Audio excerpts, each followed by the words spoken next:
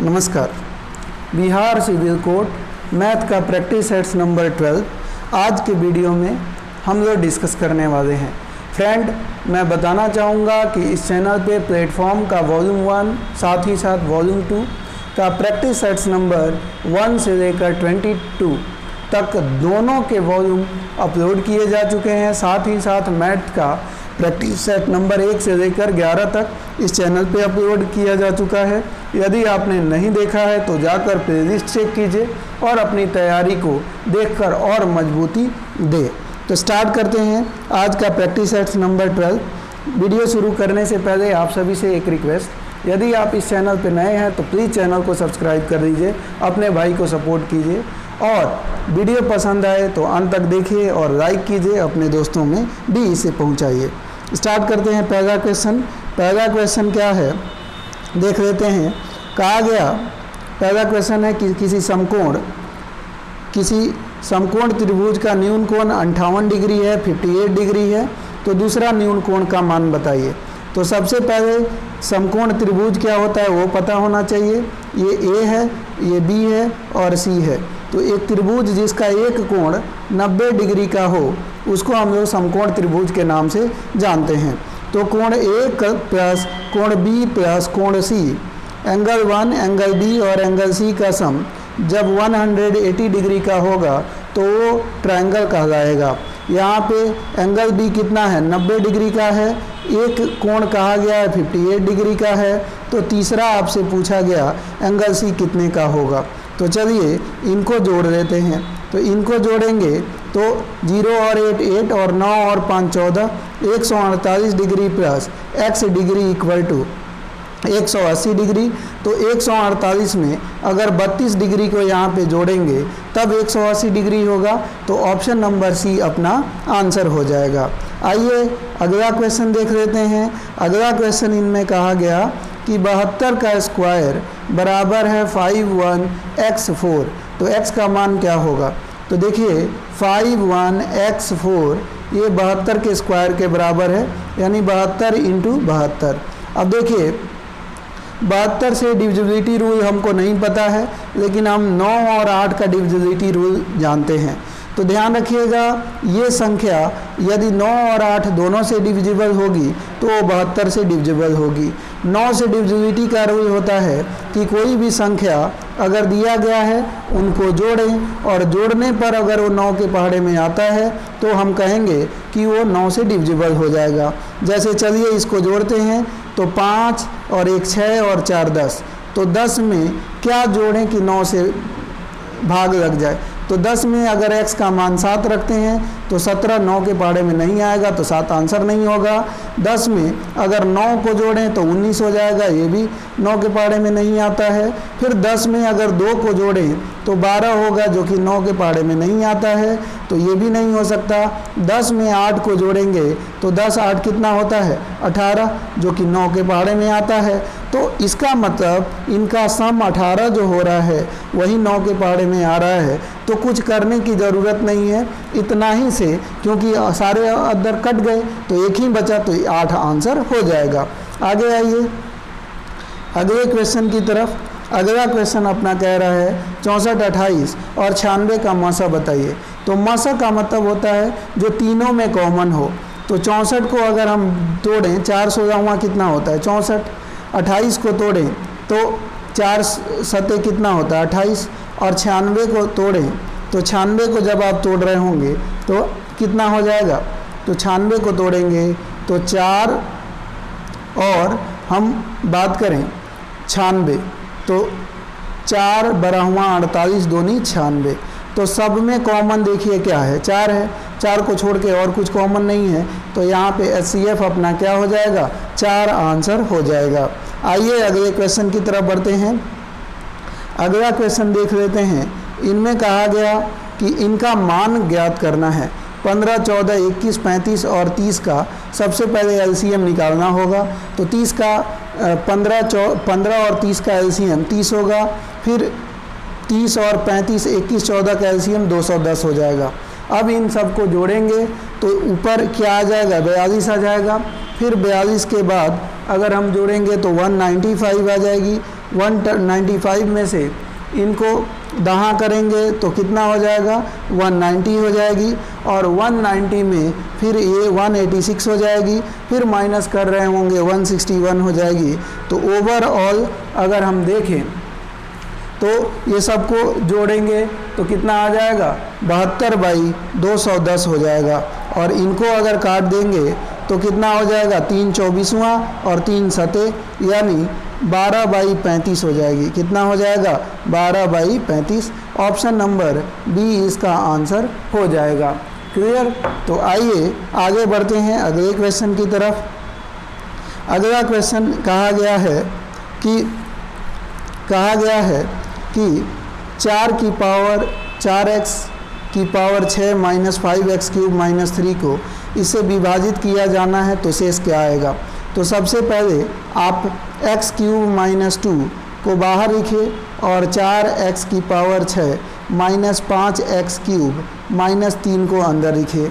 अब देखिए यहाँ पे ये पहला जो नंबर है क्या है, 4x की पावर कितनी है, 4x की पावर हम ध्यान देंगे क्या है, 4x की पावर यहाँ पे 6 है। क्या है, 4x की पावर की हम बात कर रहे हैं तो ध्यान दीजिए,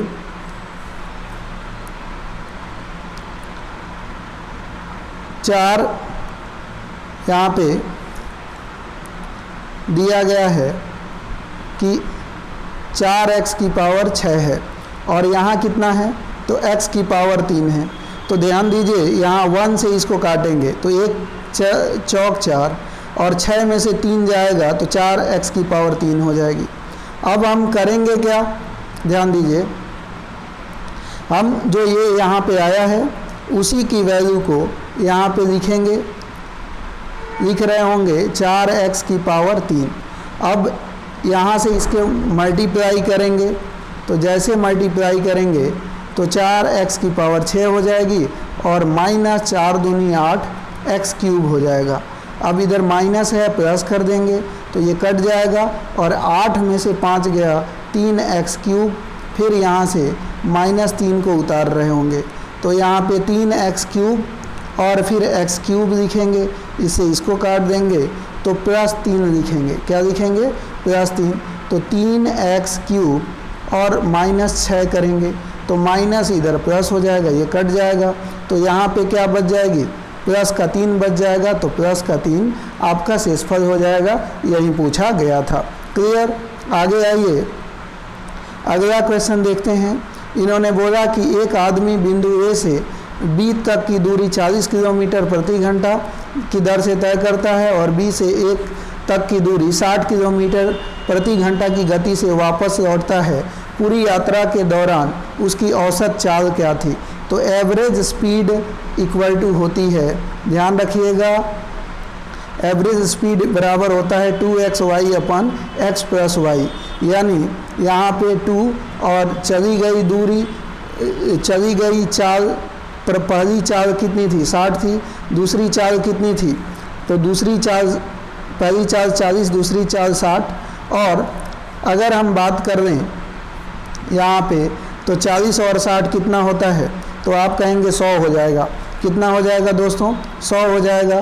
तो इन 00 से 00 को यहाँ पे कैंसिल कर देंगे तो 2 चौका 8 छक्का 48, तो आपका आ जाएगा 48 किलोमीटर प्रति घंटा, यानी ऑप्शन नंबर ए आंसर हो जाएगा। आगे आइए नेक्स्ट क्वेश्चन की बात करेंगे। अगला क्वेश्चन क्या कहा गया है कि 60 का 20% डैश का 25% के बराबर है। तो 60 का 20% बराबर है डैश मतलब x का 25% के बराबर। तो देखिए नीचे से नीचे 100 कट जाएगा और यहाँ से 5 चौक 20 होता है, 50 25, ऊपर कट जाएगा, 5 बरा हुआ 60, तो 12 चौक कितना हो गया 48। तो x की वैल्यू हो जाएगी 48, यानी 48 का 25% जो होगा वो 60 का 20% के बराबर हो जाएगा। ऑप्शन नंबर सी इसका आंसर हो जाएगा। क्लियर। आगे आइए अगले क्वेश्चन की तरफ हम बढ़ेंगे। अगला क्वेश्चन क्या कहा गया है, कहा गया है -5 स्मॉल ब्रैकेट में है फिर यहाँ कर्ली ब्रैकेट है 20 माइनस, फिर स्मॉल ब्रैकेट -2 और इंटू -8 है। तो सबसे पहले इन कर्ली ब्रैकेट को सॉल्व करते हैं। 8 2 जा कितना होता है 16, तो ये प्लस का 16 हो गया। फिर तो 8 2 जा 16, ये माइनस हो गई। फिर 20 माइनस 16 कितना होता है 4 हो गया। और यहाँ -5 है, तो -5 और 4 जा कितना हो गई -20। तो ऑप्शन नंबर डी आंसर हो जाएगा, -20 इसका आंसर हो जाएगा।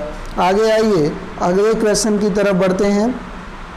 अगला क्वेश्चन क्या बोला गया कि एक वृत्त चतुर्भुज PQRS की सभी भुजाओं को स्पर्श करता है, जिसकी भुजाओं की लंबाई PQ बराबर 2 सेंटीमीटर, QR बराबर 3 सेंटीमीटर और RS बराबर 4 सेंटीमीटर है। PS की लंबाई बताइए। तो एक चतुर्भुज है, कुछ इस तरह से एक चतुर्भुज है। यहाँ पे इसमें एक वृत्त है जो कि इसकी चारों भुजाओं को टच करता है। अब कहा गया, मान लीजिए ये P है, ये अपना Q है, ये अपना R है और ये अपना S है। PQ है 2 सेंटीमीटर, फिर QR है 3 सेंटीमीटर और फिर RS है 4 सेंटीमीटर। कितना सेंटीमीटर? RS जो है वो 4 सेंटीमीटर है और PS की वैल्यू पता नहीं।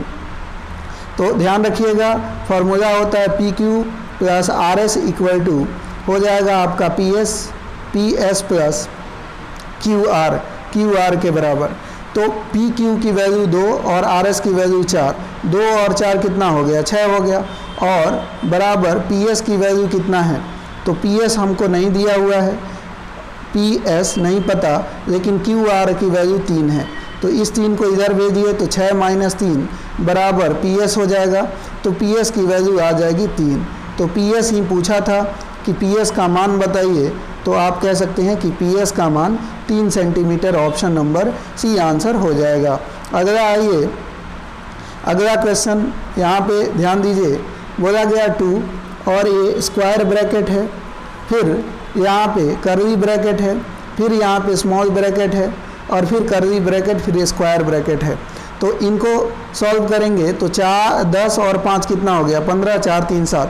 तो 15 में से 7 गया 8, 6 में से -8 गया -2 और माइनस +2 तो 3 2 5। 2 में से अगर -5 को सब्ट्रैक्ट करेंगे तो -3 आंसर आ जाएगा। ऑप्शन नंबर डी यहाँ पे आंसर हो जाएगी।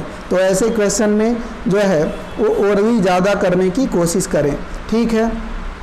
आगे आइए, अगला क्वेश्चन बोला गया कि निम्न में से कौन सा सअभाज्य संख्या है। सअभाज्य संख्या का मतलब होगा कि ऐसे जोड़े जिनमें केवल और केवल एक कॉमन हो, एक को छोड़ के कुछ भी कॉमन ना हो। तो 30 और 25 और 49 20 में 5 दोनों में कॉमन है, तो ये सअभाज्य नहीं होगा। 4 और 2 यहाँ पे देख रहे हैं 6 और 3 2 5 1 6 दोनों में 3 कॉमन है, तो ये भी सअभाज्य नहीं होगा। ये 4 से ये दोनों कट जाएंगे, ये भी सअभाज्य नहीं होगा। तो बचा कौन सा 59 और 97। तो 59 को अगर तोड़ेंगे तो 59 × 1 और 97 को अगर आप तोड़ रहे होंगे तो 97 × 1 आ जाएगी। तो दोनों में कॉमन क्या है 1 1 है। तो ये ऑप्शन नंबर डी इसका आंसर हो जाएगा। क्लियर। आइए अगले क्वेश्चन की तरफ बढ़ते हैं। अगला क्वेश्चन अपना क्या कहा गया, बोला गया कि 56 के वर्ग का इकाई स्थान ज्ञात करें। तो 56 के वर्ग का इकाई स्थान यानी 56 × 56 करेंगे तो यहाँ पे जो भी वैल्यू आएगी उसका इकाई का स्थान यूनिट पे क्या आएगा, यूनिट पे वहीं बताना है। तो 6 के कितना आएगा 36, तो यूनिट पे 6 आएगी, यानी ऑप्शन नंबर डी अपना आंसर हो जाएगा। अगला आइए, अगला क्वेश्चन कहा गया कि धातु के एक टुकड़े का क्षेत्रफल कितना होगा जो कि समानांतर चतुर्भुज के रूप में जिसका आधार 20 सेंटीमीटर है और ऊंचाई 5.4 सेंटीमीटर है। तो ये समानांतर एक चतुर्भुज है, आधार है इसका 20 मीटर, आधार कितना दिया हुआ है 20 मीटर। तो आधार दिया हुआ है 20 मीटर और यहाँ पे ऊंचाई इसकी दी हुई है 5.4 मीटर। कितना दिया हुआ है 5.4 मीटर। तो यहाँ पे 5.4 मीटर। तो इसका फॉर्मूला होता है, क्षेत्रफल अगर निकालना है तो क्षेत्रफल होता है बेस इंटू हाइट। क्या होता है बेस इंटू हाइट। तो बेस कितना है 20 और हाइट कितनी है 5.4, 5.4 यानी 54/10। तो 10 दूनी कितना हो गया 20, तो 54 दूनी 108 मीटर स्क्वायर इसका क्षेत्रफल हो जाएगा। तो यहाँ पे ऑप्शन नंबर सी इसका आंसर हो जाएगा। आइए अगले क्वेश्चन की तरफ बढ़ते हैं। कहा गया क्वेश्चन में कि ए अकेला ये काम को 3 दिनों में समाप्त कर सकता है, बी अकेला इसी काम को 7 दिनों में समाप्त करता है, ए और बी 2 दिन मिलकर 7 काम करते हैं, तो काम का कितना हिस्सा शेष बचेगा। तो ए जो है अकेला, ए नामक व्यक्ति है, अकेला एक काम को 3 दिनों में समाप्त कर सकता है, बी उसी काम को अकेला 7 दिनों में समाप्त कर सकता है। तो दोनों का टारगेट यानी काम कितना है, मान लीजिए 21 लड्डू बनाने का काम है, तो ए 3 दिनों में 21 लड्डू बनाता है तो एक दिन में 7 लड्डू बनाएगा, बी 7 दिनों में 21 लड्डू बनाता है तो एक दिन में 3 लड्डू बनाएगा। दोनों मिलकर ए और बी दोनों मिलकर काम करें तो एक दिन में 10 लड्डू बनेंगे। एक दिन में कितने लड्डू बनेंगे, तो 10 लड्डू बनेंगे। तो 2 दिन ये काम करते हैं तो 10 दूनी 20 लड्डू तो बन गया होगा। तो 21 लड्डू बनाना था, 20 बन गया, तो एक लड्डू बचा हुआ है कितने का, 21 लड्डू में से एक लड्डू बचा हुआ है, तो 1/21 काम बचा हुआ है। ऑप्शन नंबर सी आंसर हो जाएगा। अगला क्वेश्चन देख लेते हैं। इन्होंने कहा कि 15 संतरों का क्रय मूल्य 20 संतरों के विक्रय मूल्य के बराबर है। तो 15 का क्रय मूल्य यानी 15 का सीपी, 15 का सीपी बोल रहा है, 15 का क्रय मूल्य बराबर 20 का विक्रय मूल्य एसपी। तो ध्यान रखिएगा, हम क्या करेंगे, हम इस एसपी को इधर और इस प्राइस को इधर, तो यहाँ पे हो जाएगी सीपी डिवाइडेड बाई एसपी बराबर 20/15, यानी खरीदा है 20 में, बेच रहा है 15 में, 5 का नुकसान हो रहा है 20 पर। तो प्रतिशत, नुकसान प्रतिशत कितना होगा अगर कोई आपसे पूछे तो इंटू 100 कर दीजिए, नुकसान प्रतिशत हो जाएगा। ठीक है, तो 20 पर नुकसान हो रहा है तो 20 पचे कितना होता है 100, तो यहाँ पे आपका 5 × 5 25% का ओवरऑल उसे नुकसान हो रहा है। तो ऑप्शन नंबर ए आंसर हो जाएगा। तो दोस्तों ये क्वेश्चन हमने कंप्लीट कर दिया। अगला देखते हैं। अगला बोला गया है कि समतुल्य भिन्न बताइए। तो इसको काटेंगे, ये 2/3, 4/6, 6/9 में ये क्या है, समतुल्य भिन्न है, अलघुकरणीय भिन्न है, तुल्य भिन्न है या विषम भिन्न है। तो काट के देखते हैं। 2 दूनी 4, 2 तियाँ 6, 3 दूनी 6, 3 तियाँ 9, सब में 2/3 2/3 आ रहा है, तो इसको समतुल्य भिन्न कहते हैं, यानी ऑप्शन नंबर ए आंसर हो जाएगा। तो दोस्तों आज के वीडियो में इतना ही। उम्मीद है वीडियो पसंद आई होगी। वीडियो पसंद आई हो तो लाइक कर दीजिएगा, चैनल पर नए हैं तो चैनल को सब्सक्राइब कर दीजिए, क्योंकि दोस्तों भाई को सपोर्ट कीजिए। आपके लिए हम बहुत अच्छे कंटेंट लाते रहेंगे। मिलते हैं नए वीडियो में, तब तक के लिए धन्यवाद। जय हिंद, टेक केयर दोस्तों।